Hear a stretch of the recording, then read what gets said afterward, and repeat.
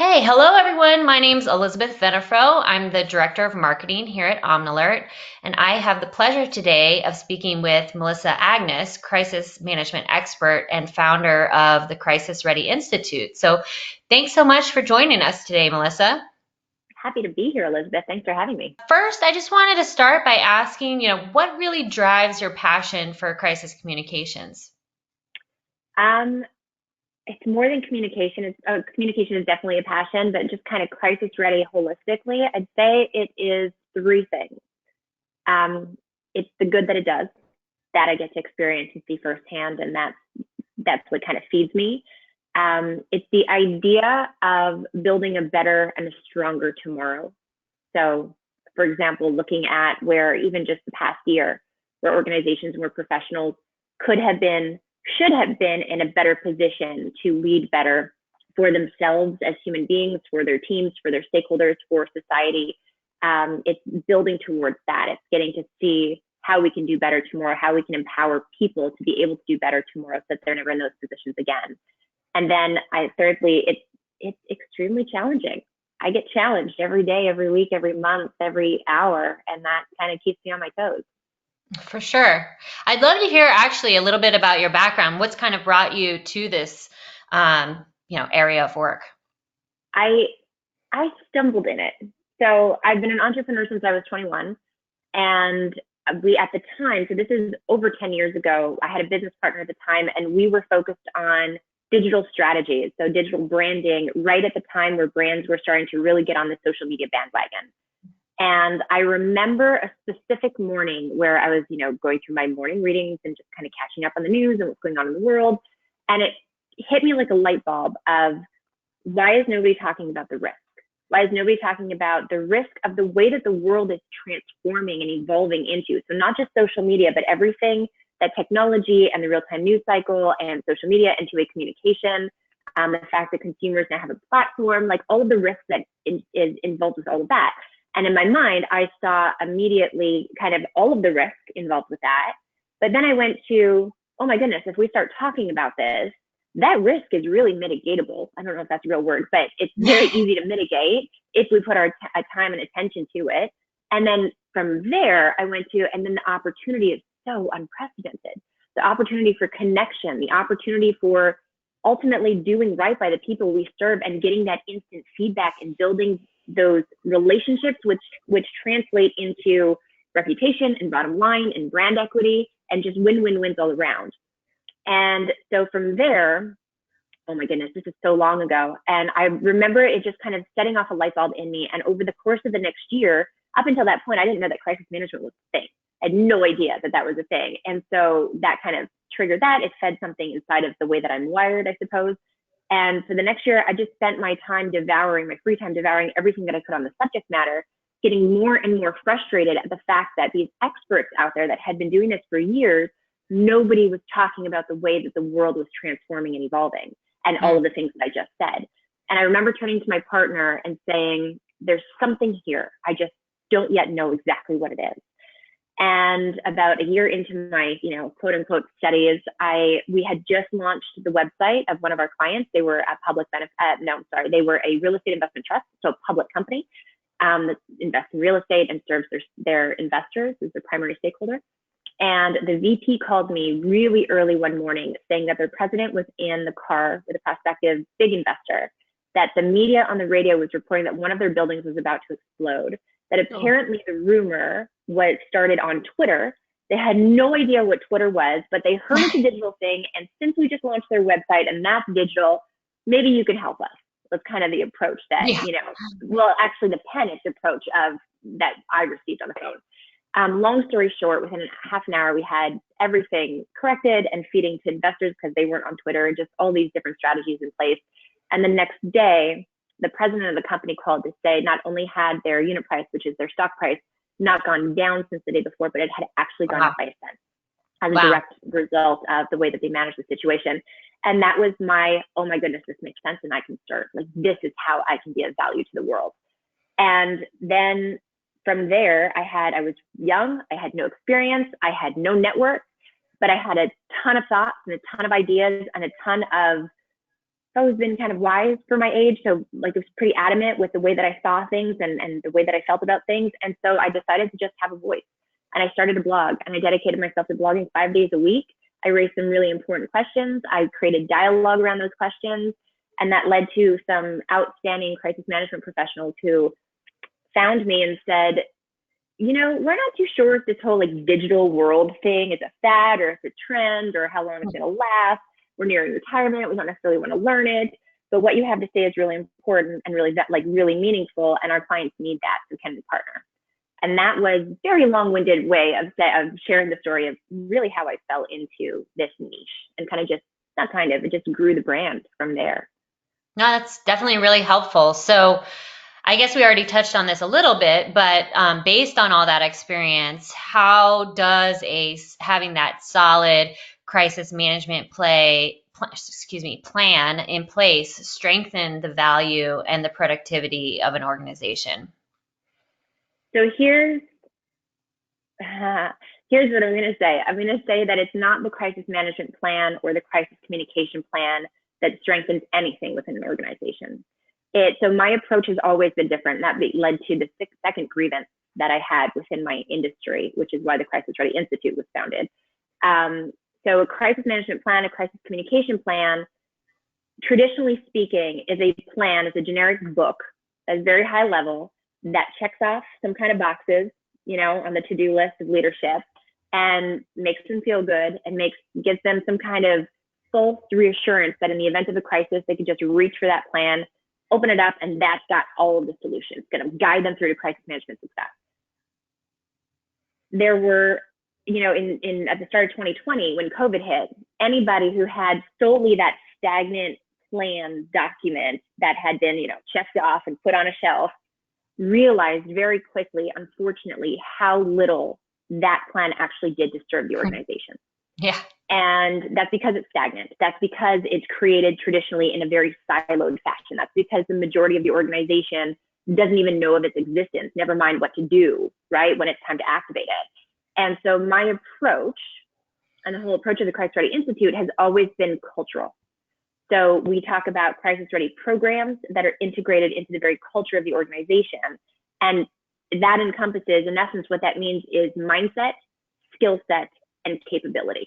So having an entire organization, I don't care, frontline, behind the scenes, cyber, IT, ops, everybody understands some intrinsic things, some very key elements of the organization's crisis readiness, and is essentially trained with the skill set, the capability, and the support from leadership to be able to manage real-time challenges in a way where you transform them into opportunities of connection, opportunities to actually build trust, strengthen trust within the organization. So you're taking a real-time challenge and you're creating an opportunity in real time with the skill set, capability, and the right mindset, culturally speaking, that empowers you to do so.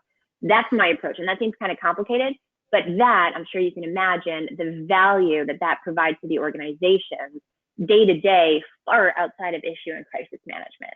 Sure. From, you know, efficiency in productivity to morale throughout the organization to creating a sense of unity within the organization, because we really break down those silos of cross-departmental silos that are very archaic and shouldn't exist anymore. We need communication. We need a culture of communication. It strengthens and creates resiliency within operations.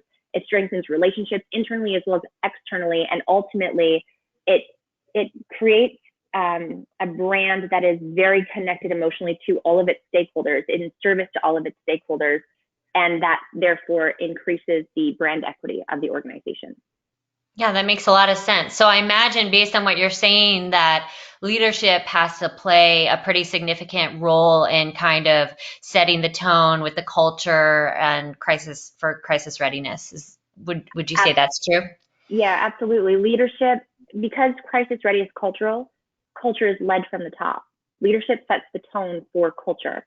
And when I talk about mindset, skill set, and capability, that mindset is the way you choose, is the lens through which you see any type of challenge, right? As an example. And the way that you see a challenge is the way that your team is going to be trained to see that challenge or empowered to see that challenge. the way that you invest in their skill set as well as your own skill set to rise to the occasion when presented with a challenge is that investment, and requires that buy-in and support continuously, constantly from leadership.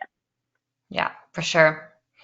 So I know you mentioned COVID earlier, and I feel like that's the big giant elephant in the room. So definitely want to hit on that and dig deeper on it. How have you seen how that's affected things? As far as with remote work, has it changed organizations' approach to crisis readiness in the workplace? I would say that it's created an opportunity unlike one that I've ever seen in my career, and those who, are in the same profession, I'm sure that you know this, absolutely have seen it firsthand. It's created an opportunity. So opportunity for risk. So COVID presents its own set of risks other than, impact on business and operations and all of these things, as well as, cybersecurity. Has the risk of cybersecurity or cyber threats has increased vastly from working from home and all these components. Burnout, right? Employee burnout. People are burning out. People are overloaded and stressed. And that's a crisis in and of itself. If you lose your ability to operate because you lose your people, right, then that becomes a crisis. So COVID has certainly presented a lot of risk, new risk, or amplified certain risks that were already present. But it's also presented an opportunity in the sense that for the first time in my career, every single person on this planet who is an adult and younger understands what crisis is. We've all experienced it individually and collectively in our own ways with our own nuanced, impacts, as well as collectively as a society. And that creates, in my opinion, a window of opportunity that will fast close. So we need to be very mindful of that, because human tendency is to want to revert to what's good and happy, right? Which makes helping organizations become crisis ready one of the biggest challenges. That is one of the biggest challenges. So right now, what I believe COVID has done is presented an opportunity where it's relatable, where we can communicate in a way and say, so for example, what were the first 4 months of 2020 like for your team? What if they weren't like this, they were like this? Where would you be today? Maybe you'd be the same place that you are today, but how much stress could you have alleviated for yourself and for your team? In and of itself, to me, that's years off your life, right? There's tremendous value and in quality of life that you can provide to yourself and to your team. So there's an opportunity, is what I'm saying, to be relatable and to say it doesn't have to be that way. It's mindset, it's skill set, it's capability. It's not rocket science. It's doable. It takes work. It takes investment of time and commitment and these things. But the reward that it presents and where we could have been today as a global society compared to where we are today, due to the lack of crisis-ready leadership, communication, capability within organizations culturally, is when I started this conversation, I said the good that it does and the idea of creating a better tomorrow. That's what I'm talking about. Yeah, so actually that leads into my next question as we're talking about tomorrow. What emerging technologies and trends are you seeing as we look to the future, within the crisis readiness realm? Technology is certainly an advantage, and an advantage to be leveraged.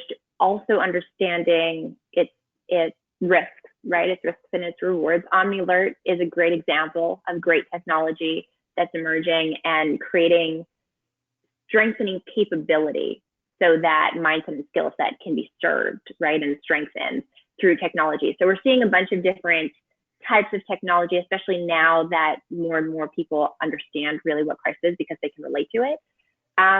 With regards to trends, one of the things that I don't like that I'm seeing I'm very cautionary, or want people to be cautionary about or against, is when at the start of COVID, everybody emerged to say, if they were in marketing, if they were in communications, if they were in PR and or leadership coaching, they were crisis management experts. So there was an emerging trend, or there is an emerging trend there. And the onus that I want to put on that is the responsibility and the accountability of the weight of the work that we do. So to be very mindful and careful about that. And then I think the great thing that we're seeing, and it goes back to one of the points I made earlier, is especially communication professionals. Communication professionals over the course of the last year have experienced firsthand the challenges and the value of effective communication and how that ties into crisis management, crisis response, leadership, all of these very, very important qualities and attributes. And now I'm finding more than ever, communication professionals are raising their hand to say, I want to do better. I want to learn more. And what that is, crisis communication, I think, can be trendy. A few years ago when Olivia Pope, what was that show, Scandal, came out, Oh, like there was a surge there, especially I do a lot of work with students and in academia, and all the students were like, you're the Olivia Pope, and I want to be Olivia Pope. So we see these trends and excitement around it. But what I love about it is having communication professionals kind of raise their hand to say, I want to master this skill, because that's exactly what it is. It's a skill that we can learn and we can master.